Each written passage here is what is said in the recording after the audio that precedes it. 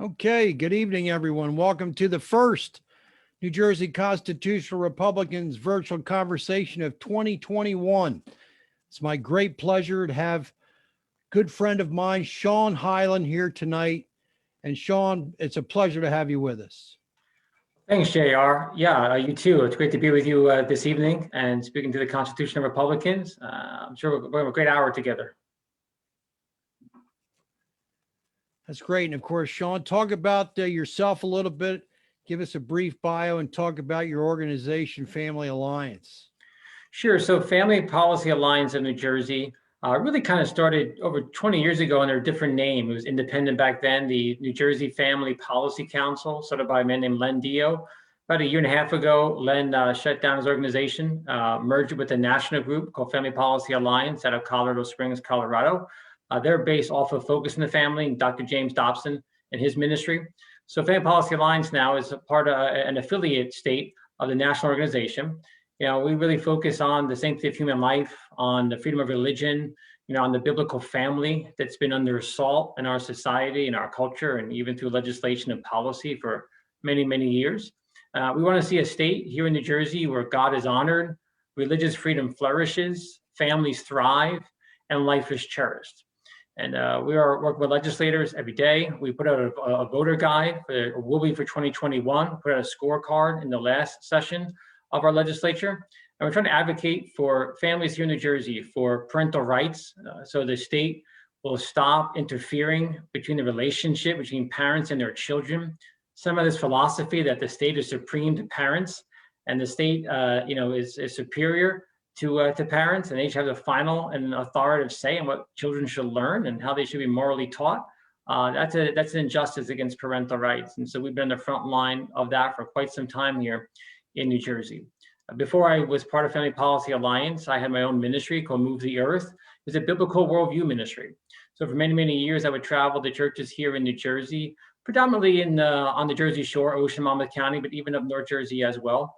Speaking about biblical worldview, how to interpret what's going on in the world around us through the lens of Scripture. We believe that it's important for people to realize, and this is why school choice is so important.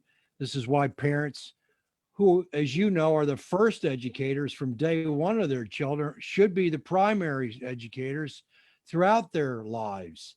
And this is why it's so important for them, for parents to be engaged with their children's education, and because they have a lot more invested in their children than the state or the public education system, which looks at everybody as a number, whereas the parents are looking to the children as individuals. So I'm sure the Family Policy Alliance is very, very involved with the education aspect of educating our children.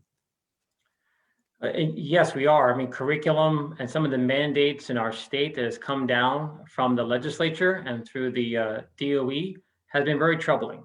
Obviously, the goal of the far left in our country for decades, the political left, has been to dismantle and to destroy the nuclear family.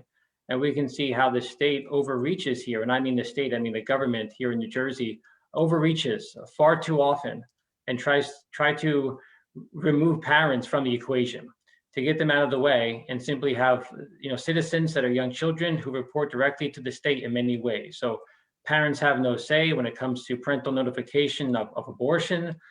Parents have no say on what type of sexual ideology and moral framework they're taught in public schools. And it created a biological binary, male-female family right there in the book of Genesis, Adam and Eve. And so biblical marriage and the biblical family is the foundation of society. So before Adam and Eve were to go out and fill the earth and dominate the earth and manage the earth and work and establish communities and establish government and establish economies that would come later on, the first foundation of society was the biblical family, a father and a mother who would then have children and raise up those children to, of course, love God, honor the parents, and go and do well in society. And this attack, or this assault against the biblical family has really crippled society. We're seeing the result of it right now across our country and even around the world. How when the biblical family is destroyed and dismantled, society begins to crumble. Society becomes unstable. children grow up with lawlessness, with anger, with mental health issues, all because they are living in an unstructured, undisciplined family unit because it's outside of the way God designed it. And the marriage unit of a man and a woman is so much part of the heart of God. Not only do you see it in Genesis, at the end of the Old Testament, it closes with God speaking through the prophets about Israel being an unfaithful bride. Again, comparing his relationship to a marriage with Israel. Open the New Testament, now you start with Mary and Joseph, another male-female couple that come together in marriage. And then you end the New Testament with Jesus now speaking to the church, calling it his bride. So it Yes. always begins and ends in a marriage relationship, both naturally and spiritually throughout Scripture. And I think as people of faith, we need to once again take the biblical marriage position very, very seriously. Exactly. There's no question about it. And Shawn, it's an interesting, as we read from Mark 10 through 6 through 9, and of course, Matthew 4 through 6 is part of the synoptic in relation to the marriage and to male and female, and those two becoming one. And of course, it says that what God hath brought together, let not man put asunder. We've contested since our founding that the divorce laws are much too lenient. The founders would have discouraged against easy divorce and no fault divorces. They never would have recognized such a thing. Of course, God allowed in the Old Testament, he allowed the nation of Israel, he allowed the men to divorce their wives because he would eventually divorce the nation of Israel.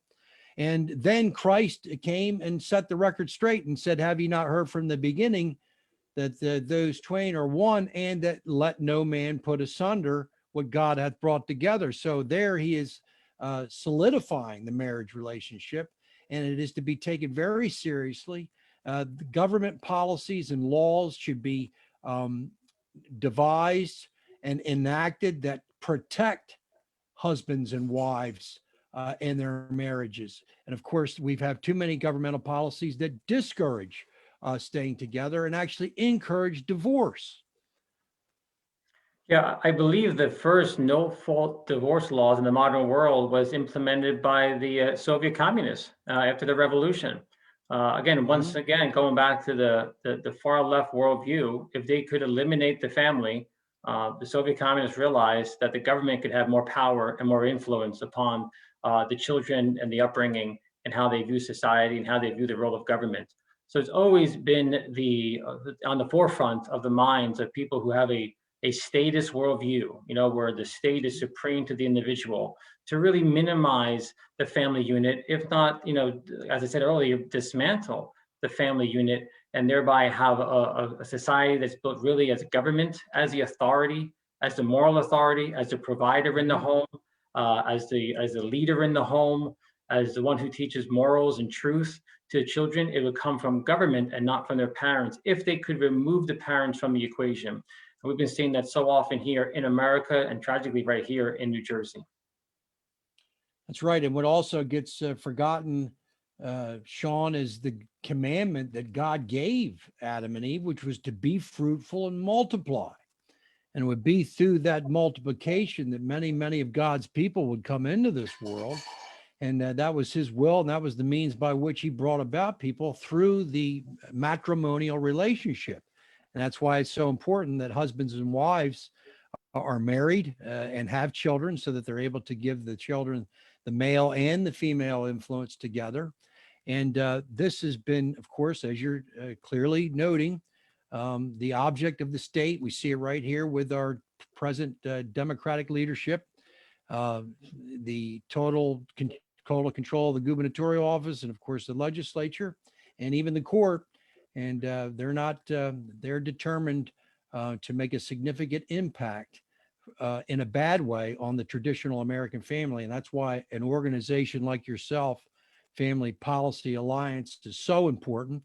And it's also important for the Constitutional Republican organization to talk about the constitutionality.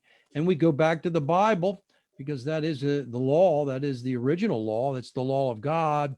And no law is valid unless it is unless it is in harmony with the law of God, of course. So these are very important issues. And we see the onslaught against the traditional family. And here's the thing that I think is important, Shawn, that we need to make clear, that we're not intolerant in saying this. We believe that God has clearly, through the laws of nature and nature's God, shown what is truth, what is objective truth, and what is right.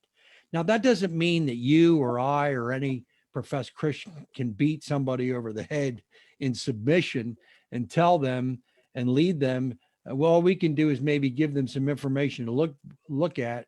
We can lead them to the water, but we may not necessarily be able to get them to drink. But the fact is that we're not being intolerant. We are just defending what we believe to be absolute truth as indicated by the laws of nature and nature's God. Yeah, correct. I always share with different legislators, I say, here's our very basic beliefs at the Family Policy Alliance. And for me specifically, I believe every child has the right to live and experience the love of a father and a mother. Think about that. That's so basic. It's almost assumed to be just, common mainstream beliefs. I believe every child has the right to live and experience the love of a father and a mother.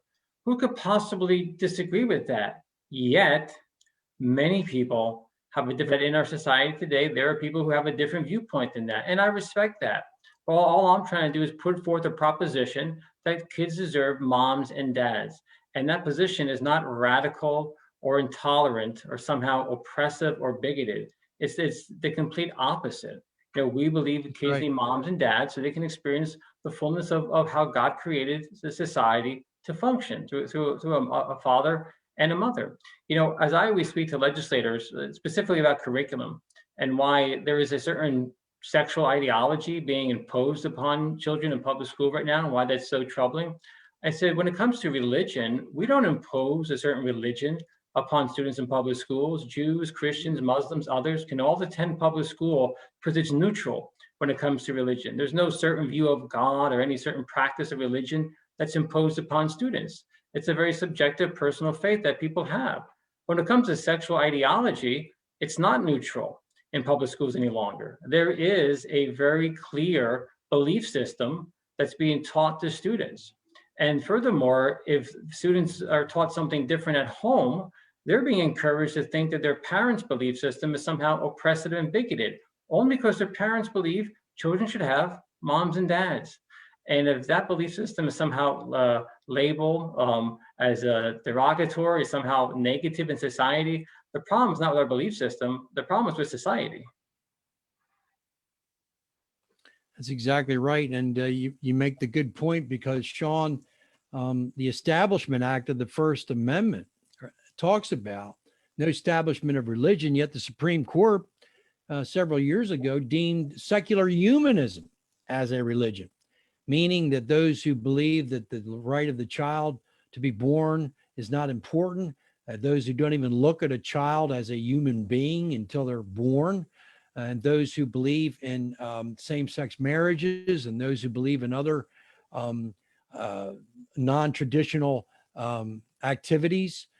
These are all parts of the religion known as secular humanism, and that they shouldn't be defended by the Constitution according to the First Amendment any more than Christianity was deemed as being a religion. Of course, we know that the founders never intended for Bible reading and prayer to ever be taken out of education, or never intended the taking down of 10 Commandments in district court facilities, or none of the onslaught of anti-Christian edicts that have been given.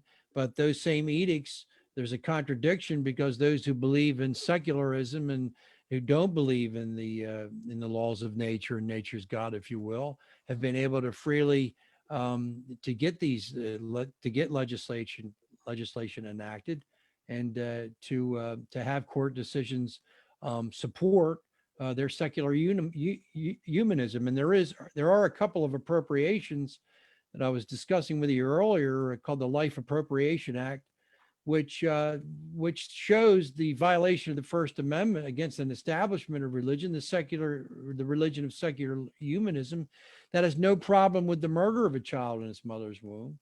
And then, of course, there's the Establishment Act, which talks about the Establishment Act of the First Amendment that would protect wouldn't allow the government to sponsor or support secular humanism, which it does when it allows same-sex marriages or LBGT curriculums in schools, or any of the other ideals that are contrary to the laws of nature. Nature's God. So these appropriations, we hope to get sponsorship. I'll send them to you so you can look at them a little further. They're actually written up in law, and we just need to get representatives to sponsor these acts. And it will be difficult to get them through in the current legislative makeup of the legislature in Trenton, but we have to try.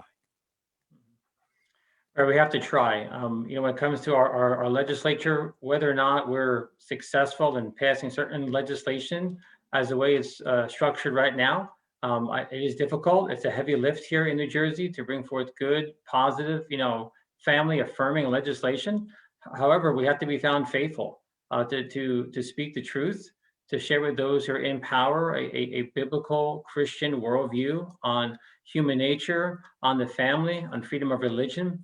When I speak to different legislators on both sides of the aisle, and specifically, again, when it comes to curriculum and the sexual ideology that's being promoted in public schools that have parents so outraged, I said, why don't we teach, sexuality in the sense of different or diversity of sexual views, meaning this. Some people believe sex is reserved for a marriage between a man and a woman in a lifetime covenant relationship. Other people believe something different, that the only sexual standard for sex is one of consent. As long as there is consent among two individuals, then whatever sexual act is permissible, healthy, and normal. That's the belief system. I don't have that belief system, but some people do. Why don't we present both belief systems to the students and say, whatever you and your family might believe, please respect and be kind to all those who believe differently.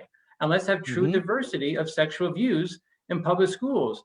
But again, it's not the way it's presented. There's only one acceptable view of human sexuality in public schools, and that is the unbiblical, unchristian view. And worse than only saying that view is correct, they then go and tell the students that if you feel or believe differently, you have a conservative Christian worldview when it comes to human sex, sexuality, gender identity, your views are bigoted, your views are oppressive, your views are archaic, and they have to go. So then students are shamed and scorned and stigmatized in the classroom because they simply believe that God loves them and God made us, but we're fallen people. We're sinners. We all have sexual desires that are contrary to God's word and God's will. We need God's grace to be saved and to be forgiven of those desires. No one's intolerant or hateful towards anyone. We just view God and humanity differently. I think we can coexist in public schools with different sexual ideologies and belief systems as long as it's neutral.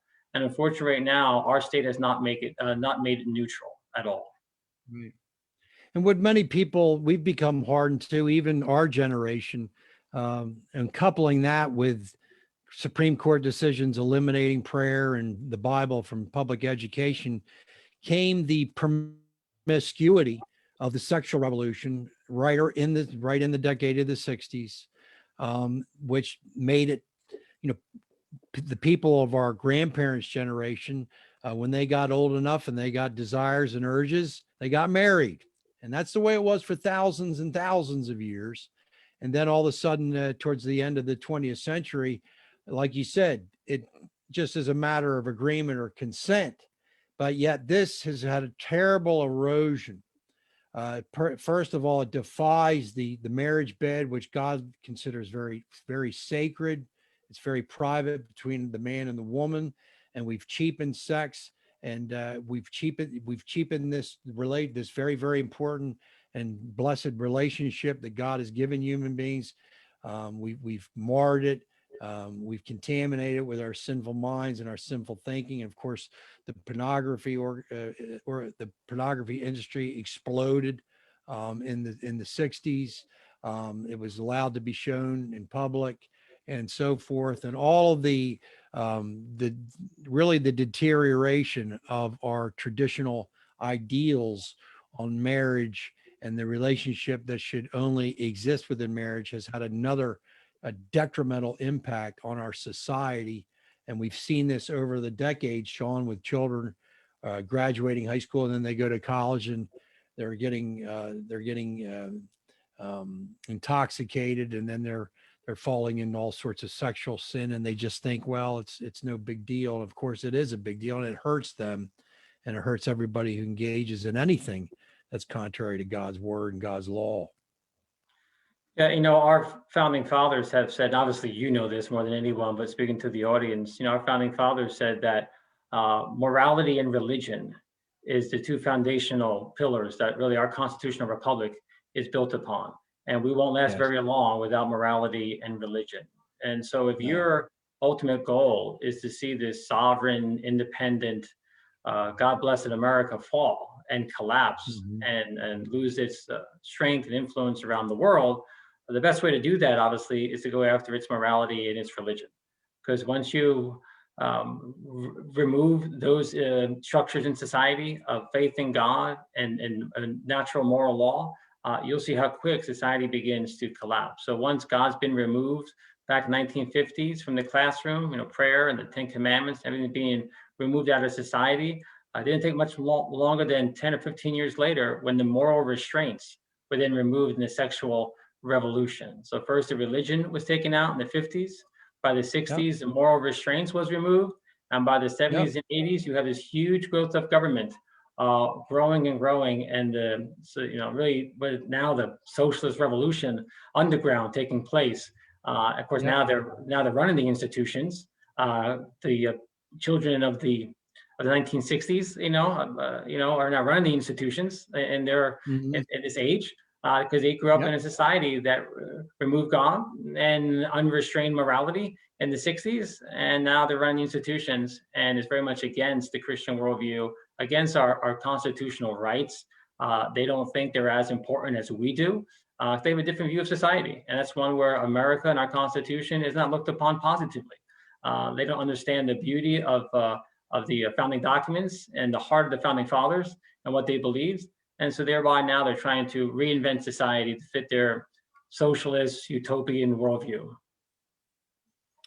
That's right. And we'll discuss this in future broadcasts, and I'm going to have you back on again to talk about it. But really, we go back to the Tower of Babel, and we see everything just repeating itself over and over and over.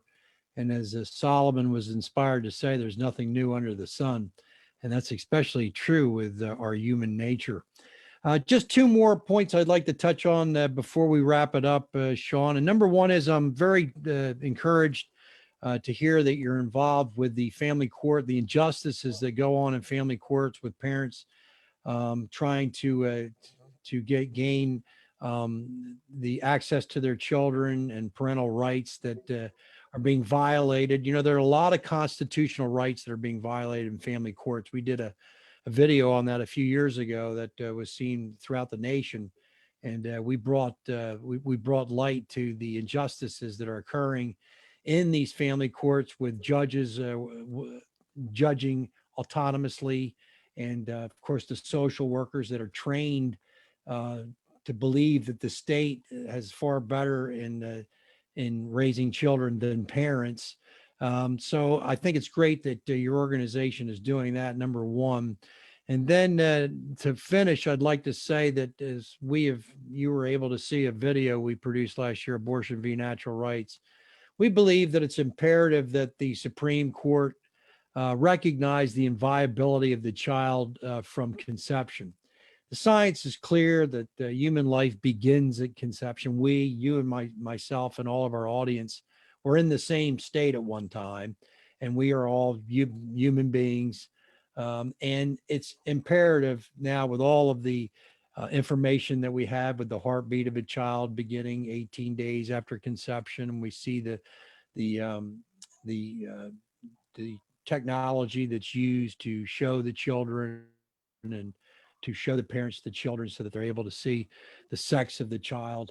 And of course, the progressives like to say, well, we're the party of science and we believe in science, but yet they deny the science if it doesn't fit their narrative or what they want to do as far as policy. This is why it's important that a suit be brought to the court. The court needs to recognize the inviolability of the child from conception and then give the decisions back to the states on what they want to do with extraordinary circumstances that only make up a fraction for the reason people or ladies and women get divorces in this day and age.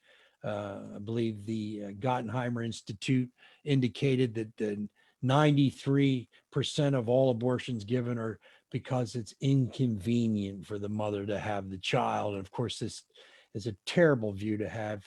And we need to recognize the inviolability of the child from conception. Wouldn't you agree? Yes, I would. And you're right that the science is on our side. And I think the larger movement knows that. And that's why now the debate on the life issue is no longer about when a child is alive, because they all know it's at the moment of conception. At that very moment, that first cell, that zygote, is unique. The DNA in that first cell of conception is not just the father's, not just the mother's. It is a unique DNA makeup hardwired in that cell. That child's hair color, that child's eye color, that child's personality, hardwired right there in the moment of conception with unique DNA in that first cell. That's when human life begins. So therefore now the debate is, when does personhood begin? That's the new term they're using, personhood, because obviously human life begins at conception. No argument, science is on our side. That's an objective fact. So now they want to debate personhood. Even if you were to go to Wikipedia and just look up personhood, it defines it as, being a person, but personhood in law and in philosophy is controversial, Wikipedia says. So even though it's very clear, personhood means you're a person, to actually apply that to law and philosophy, they say that's controversial. And that's what the debate now is over, what is a person? And that's so troubling. We're living in a society today, JR, that if a 5-year-old was to look at his mom and say, Mommy, what's a person? And she just looked back at that 5-year-old child and say, well, son, we used to know what that was.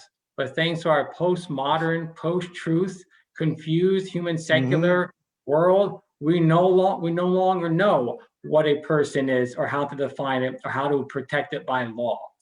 That's very troubling and very tragic to see how far the world has declined in their own, elitist worldview of thinking they know more than others. In a sense, they're so confused right now on what truth is, on what life is, and how the law should be applied to protect life. It's very disappointing to actually see that. Now, I believe God has a plan and a purpose for every human life. We see it throughout the scriptures. From the prophets, they were called by God in their womb. God told Abraham, you're going to have a son and name him Isaac. When Rebecca was pregnant with Jacob and Esau, they were warring and fighting in her womb. They already kind of understood their purpose. Of course, when Jesus was being in the womb of Mary, the angel came to Mary and said, the baby's going to be born called Jesus, John the Baptist, in the womb. So there's a plan and a purpose for every single child before they're born. At the moment of conception, there's a plan and a purpose for them. And recently I was teaching in a school, just a little side story, and this 13-year-old boy came to me, and I was teaching about biblical worldview, and we was on this issue. He came to me, he goes, Mr. Hyland, am I a mistake? I'm like, what do you mean? He goes, well, my mom and dad, they weren't married when I was conceived, and most kids in that situation would be aborted. I should be aborted, right? I shouldn't be here. I'm a mistake. And I had to then go to the scriptures and encourage this young 13-year-old boy. No, son, God has a plan for your life. But how sad it is in this world we're living in today. The kids are growing up being taught some lives are mistakes and need to be eliminated by the abortion industry. That's horrible. That's sad. And as a pro-life person, I'm unashamed to say, I believe every life deserves to live. That's right. Amen. And that's what the Declaration of Independence said, our founding document, the unalienable, God-given right of life. That's number one. You can't have liberty without life, and you can't pursue happiness unless you have life. Of course, God the founders clearly understood that that was part of the laws of nature, and nature's God was the sanctity of life, and government's purpose was to secure that first right of life. And that's why the government should be instituting policies that protect children from the moment of conception. And you're well aware of Psalm 127, Shawn 3:4 says, "Lo, children are an heritage of the Lord, and the fruit of the womb is a reward. As arrows are in the hand of a mighty man, so are children of the youth." And this has been completely forgotten in our society today, that it's a great blessing. There are many mothers out there who do know that they're being blessed by God with their children, but those who aren't aware of it, they're the ones that we need to talk to and to reach out to. And people like yourself and Chuck Swanson and Greg Quinlan, of course, are doing all that. And we commend all of you for doing that. And to wrap up, Shawn, I find it remarkable that the worth of a child in its mother's womb is predicated on whether the mother wants the child or not. And that to me is a terrible, terrible injustice. And it clearly is a violation of the laws, the laws of nature and nature's God.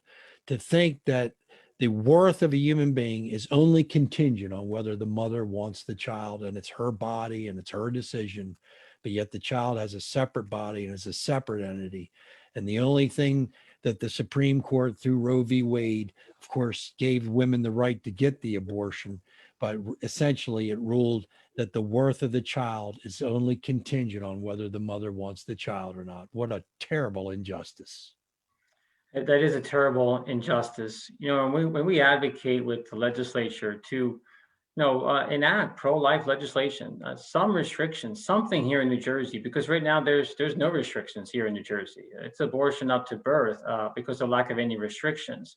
When we advocate that they have some regulation of the abortion industry and they put some common sense restrictions in place, we're not asking them to be the church. We're not telling the government to do our job. We're telling the government to do their job. It's their job to protect human life. It's their job to restrain evil and promote good in society. It is their responsibility to protect life, not legislate its destruction. And unfortunately, that's what they have been doing. And even, of course, right now, you have this so-called Reproductive Freedom Act, which really is the New Jersey License to Kill Act, that would codify into law the right to an abortion up to the point of birth. It would codify into law that parents will have no notification of their minor's abortion. Even if that minor was abused or the victim of sex trafficking, there's no legal way for the abortion clinic to tell the parent that this 14-year-old girl just had an abortion. It also removes the conscience protections for medical workers, forcing them to perform the abortion procedure, even if they're pro-life and their conscience says they don't want to do that. Of course, it would fund Planned Parenthood continually, perpetually, and no future administration can take away its budget. That's what the law says. It handicaps even future administrations from trying to deal with the budgeting of Planned Parenthood and taxpayer funding of abortion. It is a horrible, horrendous bill that's being pushed here in New Jersey. Only 7 countries on earth allow abortions after 20 weeks of pregnancy. That's the point where the baby scientifically, again, science is on our side, can feel the pain of the abortion. Of course, it's even around that time the baby's viable and could live outside the womb, with the help of medical care, but it's viable. Only 7 countries in the world even allow abortion after 20 weeks. That's China, North Korea, Vietnam, Singapore, the Netherlands, Canada, and America. That's it, just 7 countries. 93% of nations do not allow abortion after 20 weeks. Even Germany, France, England, modern Europe don't allow elective abortions after 12 weeks. Yet here in New Jersey, we are doing it up to the moment of birth. It is a sad state of affairs here in New Jersey. It is a moral outrage. It is a sad indictment against our government that only nations like China and North Korea that violate human rights has the same view of abortion as our governor. Right. And Phil Murphy had the audacity to say that a woman has an unalienable right to an abortion. Now, where did he read that? That came out of his mind and the indoctrination that he has adhered to for many, many years. And of course, Loretta Weinberg, who thankfully announced her retirement coming up. I mean, no woman has had more an effect and done more against the laws of nature and nature's God, and seen to it that more children, hundreds of thousands of children under her tenure have been executed through abortion. And of course, people will say, well, isn't this extreme what you're saying? All life is sacred, and the law is there to protect life. I'm glad that you brought up the so-called reproductive Freedom Act, which of course is a misnomer on words, which the Democrats and the progressives are masters of. But it's very important that people let their legislators know to call out against this, to call the governor's office. We created a video that you were able to see, that we've been sharing for people to see that. But there are a lot of inaccuracies in Phil Murphy's thinking and the words that he says, and we have to defend the defenseless, and we have to do justice. Shawn, it's been great having you. Before we go, I'd like to share with people our civics courses that we're going to be starting this Thursday night at 7 o'clock. I just want to share that information. There's the New Jersey Constitution Republicans Civics 101 course this Thursday, January 21, 2021 at 7 p.m. We'll be starting. The first class is entitled The American Model. And to get a link, all you have to do is send an email to njconstitutionalrepublicans@gmail.com. That's njconstitutionalrepublicans@gmail.com. And I know that's a lot of letters, Shawn, but everybody needs to make sure that they do their spelling correctly to get to it. And if they send us, an email, I'll send them a link to the meeting. So we're looking forward to that, and we hope we get plenty of participants, because we believe, Shawn, that with the elimination of prayer and the Bible, also the elimination of civics, people don't know what civics are. The public education used to teach it in prior generations. I was the recipient of a social studies class, and so we're going way, way back to when civics was taken out, and we believe that it's imperative now that we bring civics back. Civics is about knowing your rights and being a good citizen within society, a free society. And we believe that this is the most important thing that we can do right now, and not depend on somebody else to do it for us, or depend upon our representatives, Shawn, but to get actively engaged in learning what civics are, and then practicing self-governance and preserving our republic. So we hope many join us for that. Well, it's been a great pleasure, Shawn. I thank you for coming. We'll do it again. Well, we've got plenty more to discuss. All the best to you. Let's work together to help the Family Policy Alliance and the New Jersey Constitution Republicans with our shared goals and aspirations. Thank you so much for joining me, Shawn. Thank you, JR, so much for hosting this tonight. You're doing a great job here in New Jersey. It's great to work with you and alongside of you, and I look forward to a future together. Absolutely. We've got plenty to do, so we'll roll up our sleeves and we'll get to work. And I know you've been working very hard, and we're giving our best efforts as well. But great to have you. I'll see you again soon. Remember, everyone, go to NJ Constitution Republicans Gmail to sign up for the class starting on Thursday. And remember, as we finish the broadcast, what Lincoln said, Abraham Lincoln said, liberty for all. Thank you very much. Have a good night. Thank you, Shawn. Thank you.